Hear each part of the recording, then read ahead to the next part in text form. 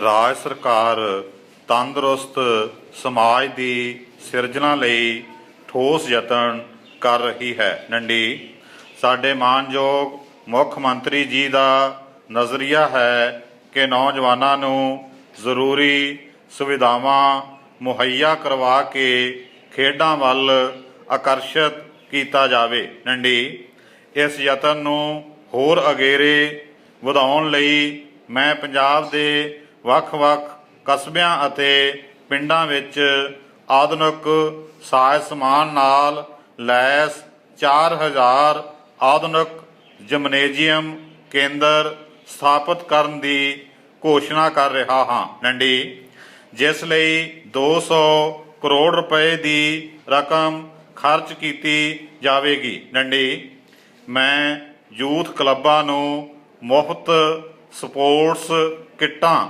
ਦੇਣ ਦੀ ਘੋਸ਼ਣਾ ਵੀ ਕਰ ਰਿਹਾ ਹਾਂ। ਨੰਡੀ ਜਿਸ ਲਈ ਸਾਲ 2016-17 ਵਿੱਚ 75 ਕਰੋੜ ਰੁਪਏ ਰਾਖਵੇਂ ਰੱਖੇ ਗਏ ਹਨ। ਨੰਡੀ ਅਨੁਸੂਚਿਤ ਜਾਤੀ ਤੇ ਪਛੜੀਆਂ ਸ਼੍ਰੇਣੀਆਂ ਦੇ ਨੌਜਵਾਨਾਂ ਨੂੰ ਵੱਖ-ਵੱਖ ਸਕੀਮਾਂ ਅਧੀਨ ਕਵਰ ਕੀਤਾ ਗਿਆ ਹੈ, ਜੋ ਕਿ ਉਹਨਾਂ ਨੂੰ ਉਚੇਰੀ ਸਿੱਖਿਆ ਲਈ ਪੈਰਵੀ ਕਰਨ ਦੇ ਯੋਗ ਬਣਾਉਂਦੀਆਂ ਹਨ, ਪਰੰਤੂ ਆਰਥਿਕ ਤੌਰ 'ਤੇ ਕਮਜ਼ੋਰ ਵਰਗਾਂ ਨਾਲ ਸੰਬੰਧਿਤ ਬਹੁਤ ਸਾਰੇ ਨੌਜਵਾਨ ਇਹਨਾਂ ਲਾਭਾਂ ਨੂੰ ਮਾਣਨ ਦੇ ਯੋਗ ਨਹੀਂ ਹਨ। ਨੰਡੀ ਇਹਨਾਂ ਵਰਗਾਂ ਦੇ ਨੌਜਵਾਨਾਂ ਨੂੰ ਉਚੇਰੀ ਅਤੇ ਤਕਨੀਕੀ ਸਿੱਖਿਆ ਲਈ ਪੈਰਵੀ ਕਰਨ ਦੇ ਯੋਗ ਬਣਾਉਣ ਲਈ ਮੈਂ ਉਹਨਾਂ ਵਾਸਤੇ